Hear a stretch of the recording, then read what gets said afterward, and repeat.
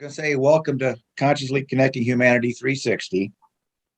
We provide personal tools and processes to empower self-care, health, and advance personal development. YouTube, you can find us at CCH Space 360. Facebook, you can find us at Consciously Connecting Humanity 360, and webpage soon to be launched. So today we're going to be talking to Marcus Brimage.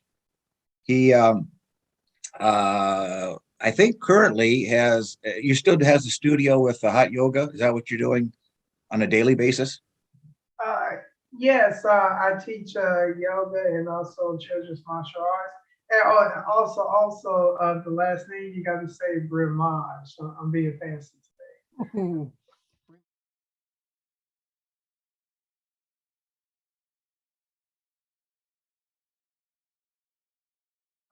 Well, still a lot of conditioning from Kung Fu karate conditioning where you hit the trees on your forearms.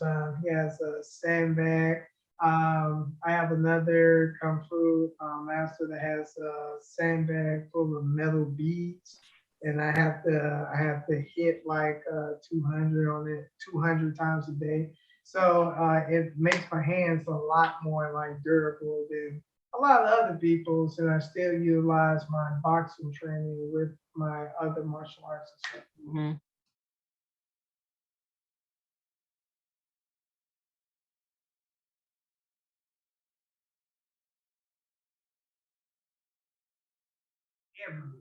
Everyone, bare knuckles, maybe not so much, but because yoga is for everyone, I'm able to take yoga with me wherever I go, like the breathing techniques. How important is it to know how to breathe when someone's literally trying to knock your jaw off? You want to be able to breathe properly in order to utilize the techniques properly. So yoga is one of the 8 limbs of yoga is pranayama, the breath, and there's all different types of breath to help elevate consciousness or calm down your heart rate.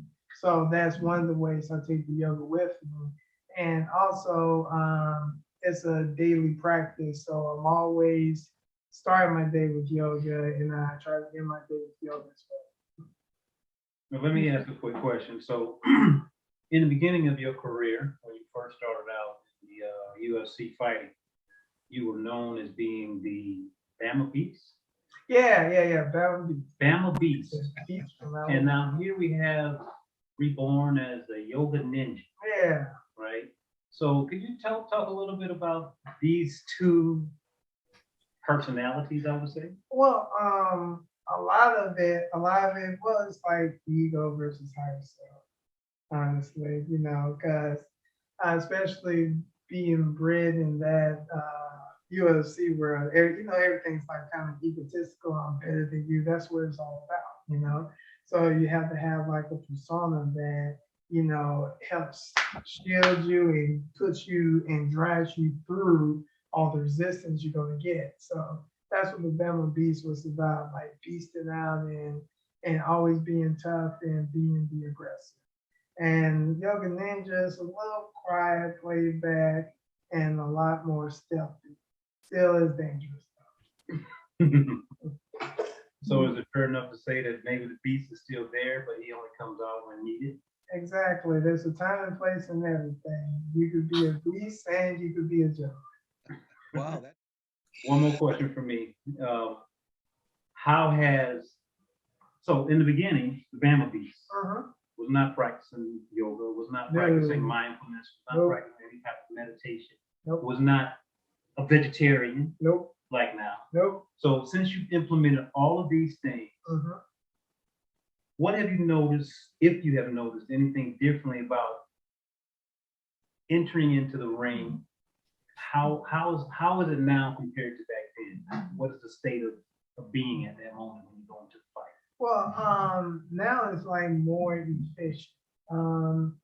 Like the principles of Tai Chi talks about the efficiency. Like the Bama Beast had to hype himself up.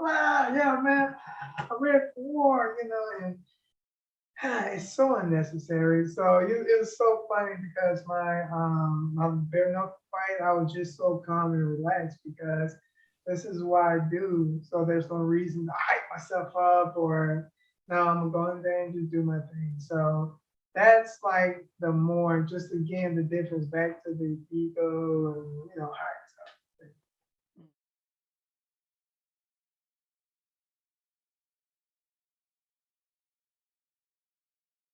Well, yoga is like the most awesome training method because it hits three important components. I'm a certified personal trainer as well. And a lot of things, like for instance, before you work out, what's the first thing you do? Stretch. There we go. There we go. Stretch. Okay, so you gotta do that with yoga. Okay, so now after you stretch, you usually are either going to A, do some type of strength training, hit weights, or B, do some type of cardio. Right. And then after you do your either strength or cardio, what do we do again? Right back to stretching again. The stretch again. There we go. We stretch again. So it's like a sandwich. So the thing is again, Tai Chi philosophy about efficiency. So you got to think about like going to the gym, warming up, hitting the weights, warming down, how much time that takes. So in an hour, a yoga session, you can hit the three important things, which is flexibility, strength, and cardio, which is what everyone looks for anyway.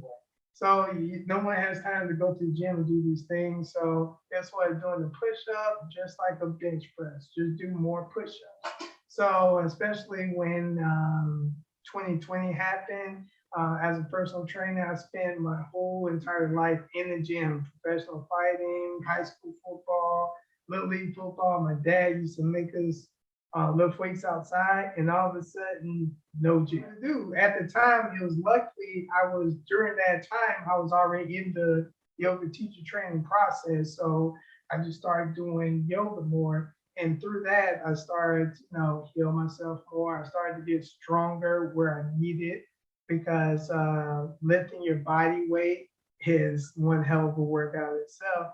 And you still get the cardio. So 1 hour of yoga, I hit three components, and I have to go on with my life. South Florida is pretty fast paced, but you do need to hit those three things in order to have a properly effective workout.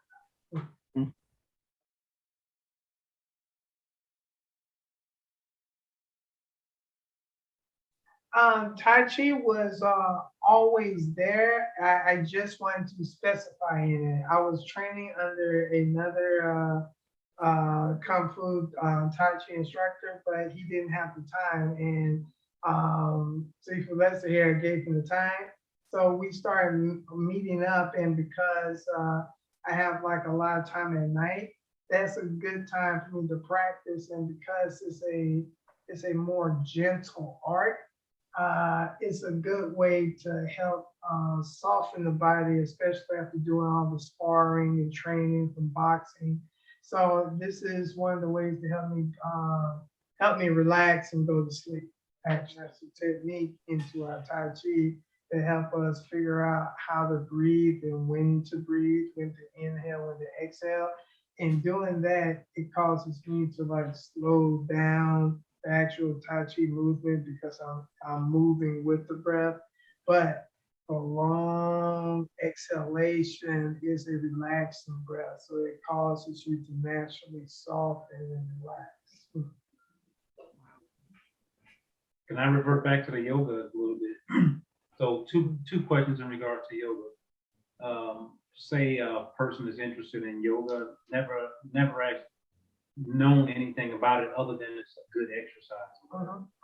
How would you describe to me, being that curious person, wanting to know what yoga is? So what is yoga? Yoga is described as to yoke. So it helps connect your mind, body, and spirit. So one of the ways to do that is internally through meditation. Other ways through physical training.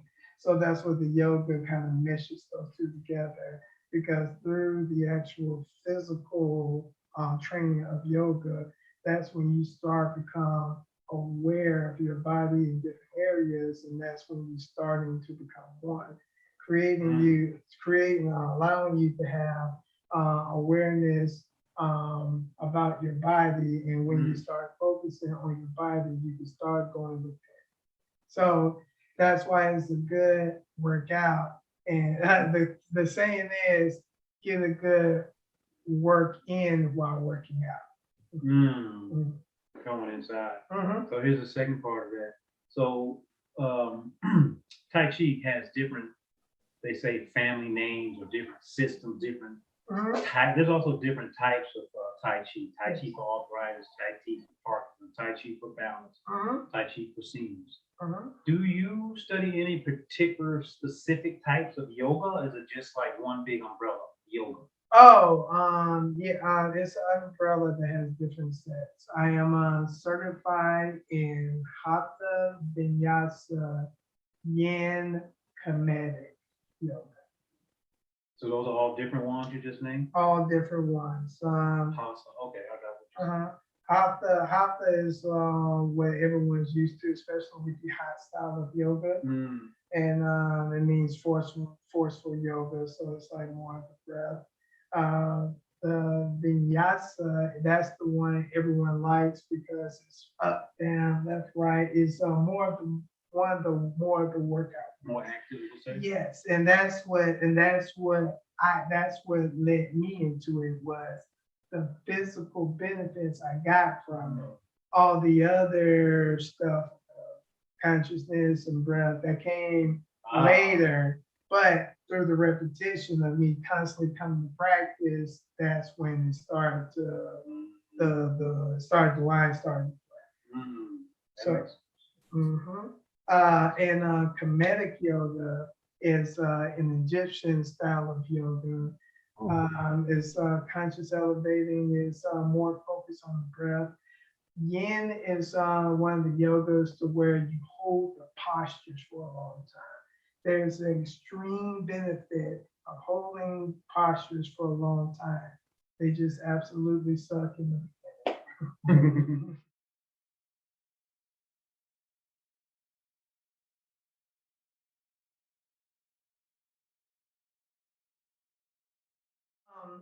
Well, because the yoga is connection of everything. Because it's what I do. Even my posture, the way I walk, like that's all like years of Tai Chi and yoga. So that's why it's easy to bring it into bare knuckle, because I embody certain principles of the arts that are already within inside. So I know like certain skill sets, like when to exhale properly when I'm about to throw a punch, the pranayama helps me understand that a little bit more. So it just amped up the tool that I already had, but now it's sharp. You see what I'm saying? That makes sense. 100.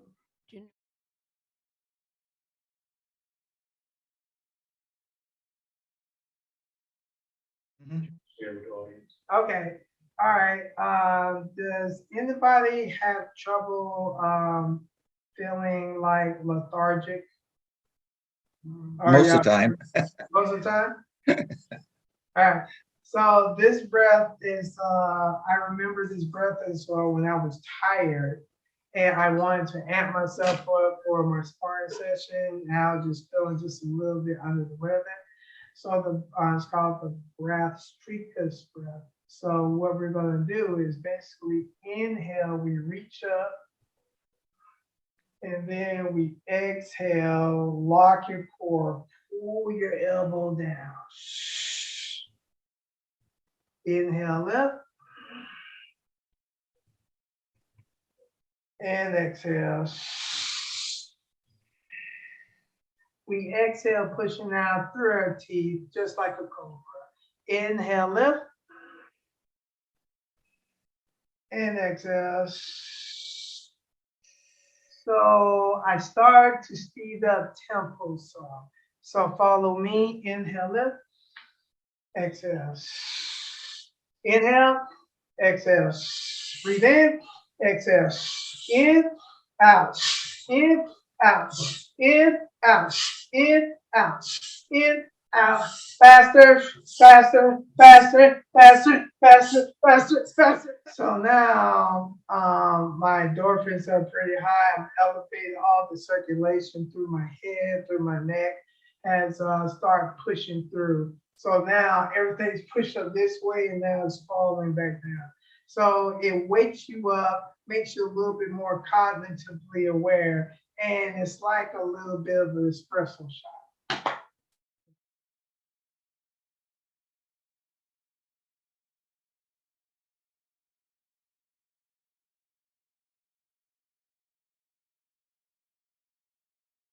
It's a plant-based. Like one of the things I seldom eat meat. Like only time I really eat meat is like either after a fight or either after a really crazy hard sparring session, because I just feel need to like consume something like a little bit more. But other than that, plant-based all the time, because when I constantly train, my food doesn't take that long to digest when you eat plant-based and fruits and all that stuff. Like that's why I started getting away from the meat, because I couldn't go back to training. And for some reason, yoga almost made me want to throw up, because I had to be upside down in all these postures, and I didn't like the feeling. So yeah, and just plant-based for me is like the main thing. It's like letting go of the meat and eat it as seldom as possible. And do you get it?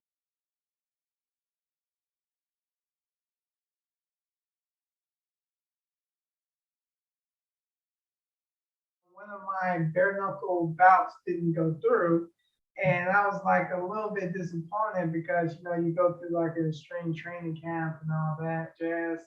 So I saw online that they were having pillow fight tryouts, and at first I didn't pay it no mind, but I know the owner of the gym that was hosting the tryouts. His name is Yuri Belfort, and he's a good guy. He like trained the American top team with me, so I just wanted to see what was going on. And then I saw it and I was like, man, I could do that. So I hit up my agent, and I asked them to make sure they was cool with the BKFC. Could I do this? Because everyone's so they gave me the go ahead, because no one could believe that it was pebbles.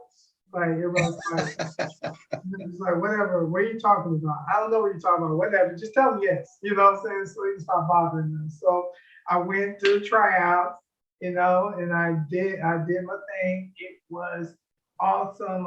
It was fun. I got to utilize some crazy wrestling kung fu techniques, and I really have had a blast with the whole situation. I actually got flown to New York and had a pillow fight in the middle of Madison Square Garden. So that's pretty cool. It says alter ego again, going back to what we talked about earlier, where you're coming up in the world. Well, I'm better than you. I'm tougher than you. So you got to have a persona that can deal with that as you attempt to chase your dream. You know what I'm saying? His was the Joker.